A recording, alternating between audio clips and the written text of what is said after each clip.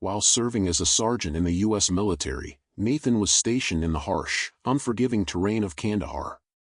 His days were consumed with danger, exhaustion, and the heavy weight of responsibility. Yet through it all, what gave him strength was the thought of his wife, Becky, waiting for him back home.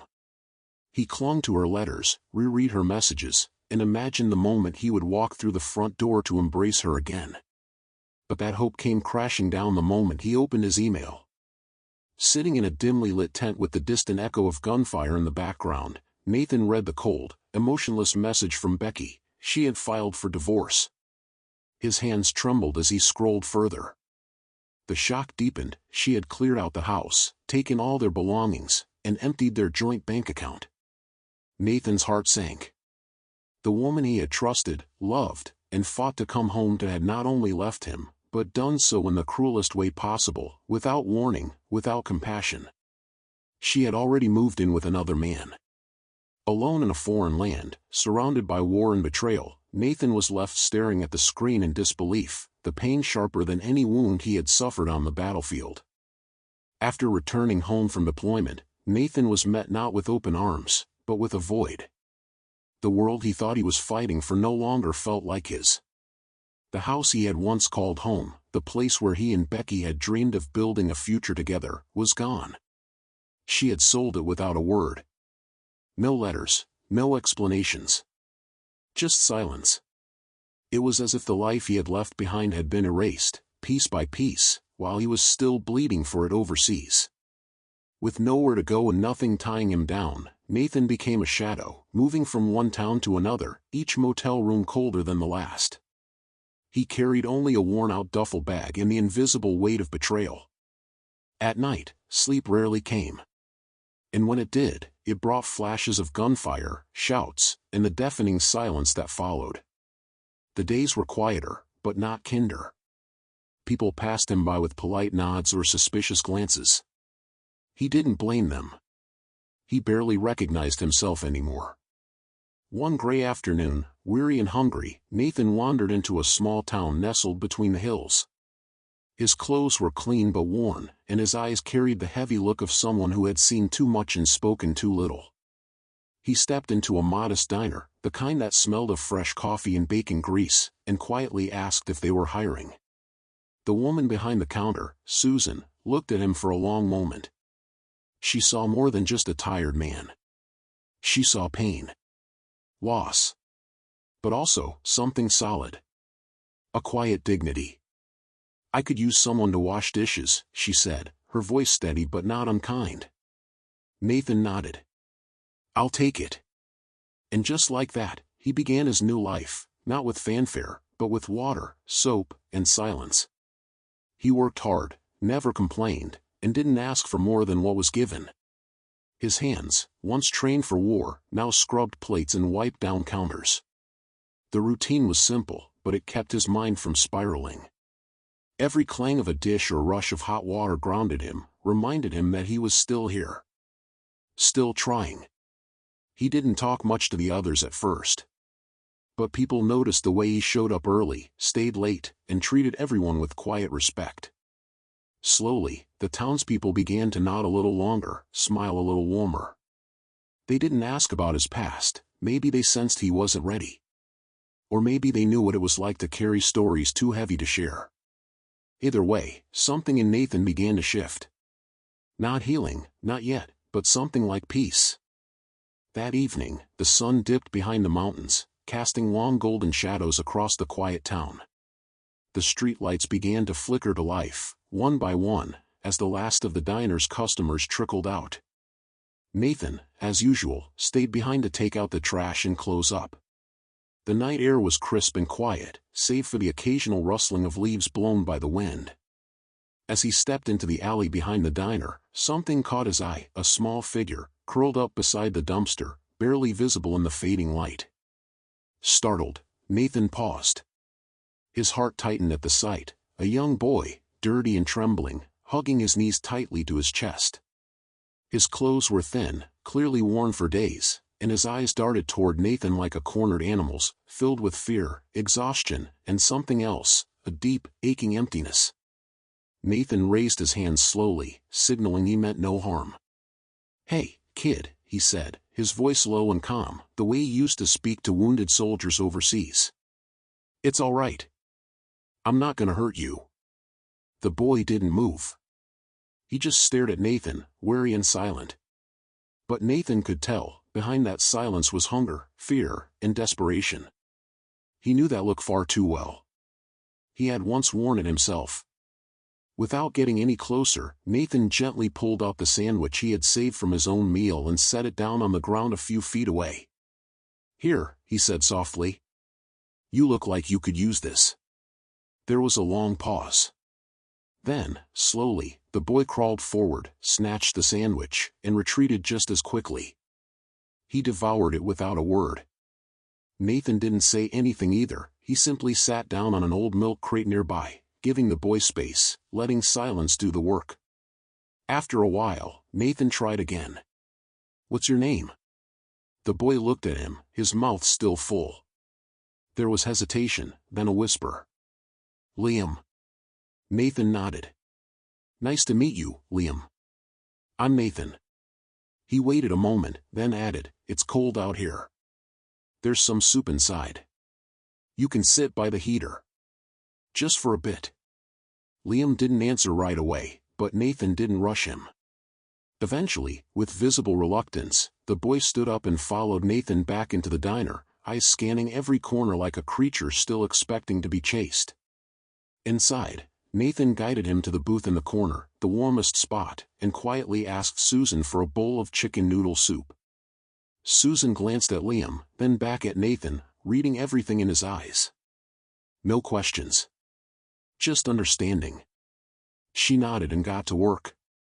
Liam ate slowly at first, watching everyone, every move, as if expecting someone to yell or grab him. But the warmth, the quiet, the smell of food, it all began to settle his nerves. Nathan sat across from him, sipping coffee, not pushing, not prying. Just being there. He understood. He remembered what it felt like to be broken and not know who to trust. That night, something small but powerful shifted. Nathan didn't know where Liam came from, or what had driven him to hide in a back alley. But he knew one thing for certain, the boy wasn't invisible anymore. And for the first time in a long while, Nathan felt something stir in his chest, a quiet sense of purpose, and maybe, hope. In the days that followed, Liam began to reappear, quietly, cautiously, around the back of the diner. He never came through the front door and never made a sound when he arrived. He'd just stand by the alley wall, hands buried deep in his sleeves, eyes shifting warily with every passing shadow. Nathan noticed him even when Liam tried to remain invisible. It was like the boy didn't quite know if he was welcome or simply tolerated. But Nathan never turned him away. He began to leave the back door slightly ajar around dusk, pretending it was accidental, and would coincidentally have an extra portion of stew or a grilled cheese sandwich waiting on a plate near the counter. Liam never asked for it, but he always accepted it. The first few times, he barely made eye contact, mumbling a shy thanks under his breath before retreating to the farthest booth.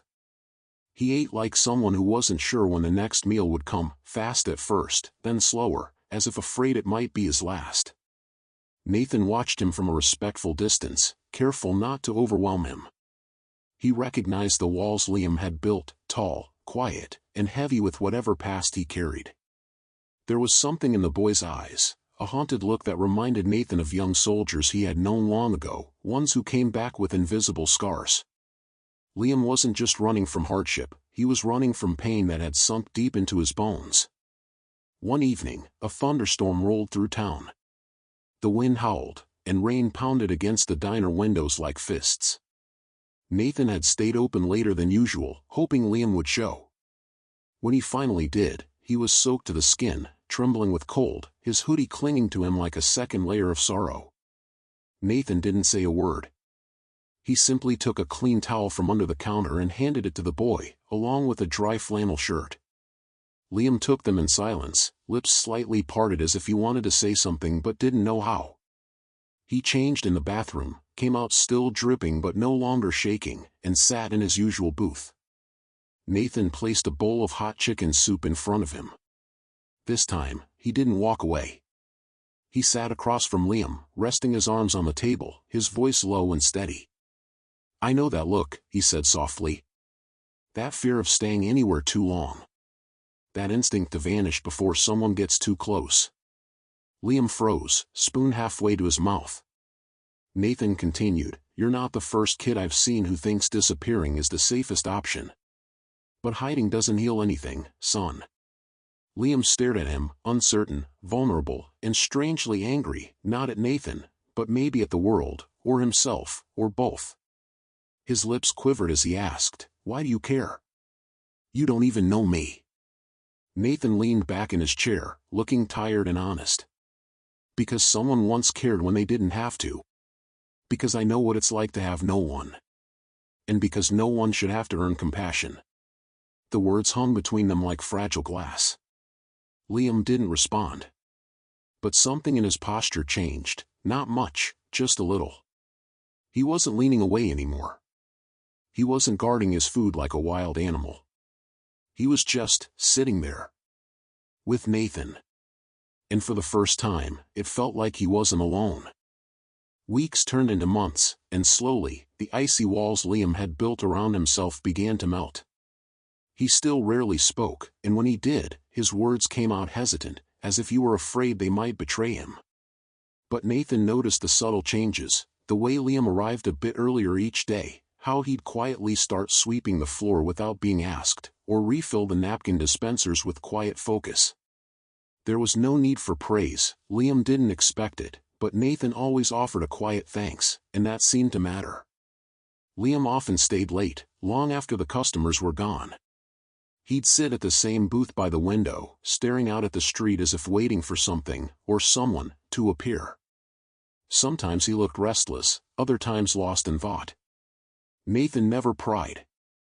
He simply made sure there was always a warm drink on the table in front of him, and a sense that this small diner could be a kind of shelter.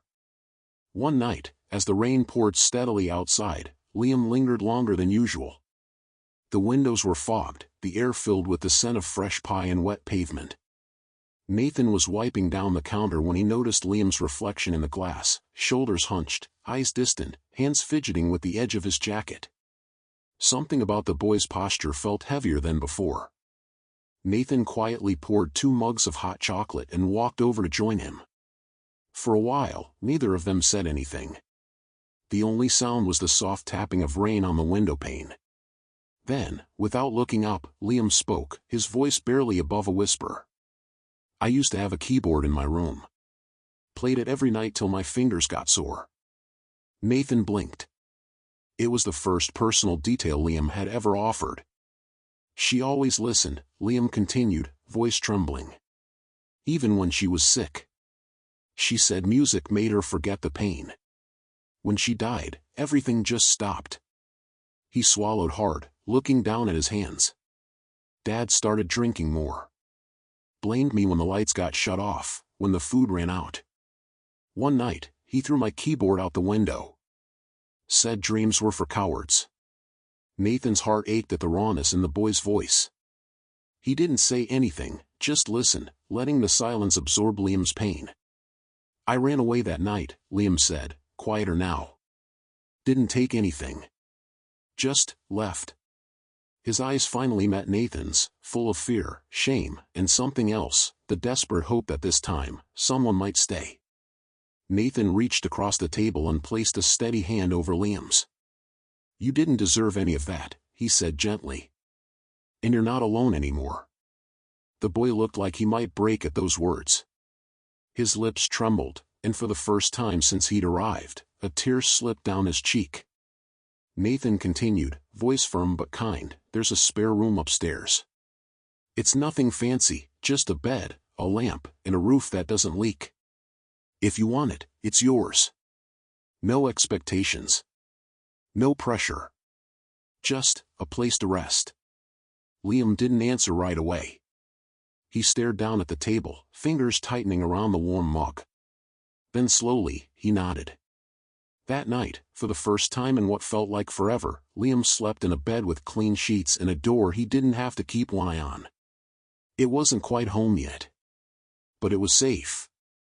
And for a boy who'd learned to expect nothing, that meant everything.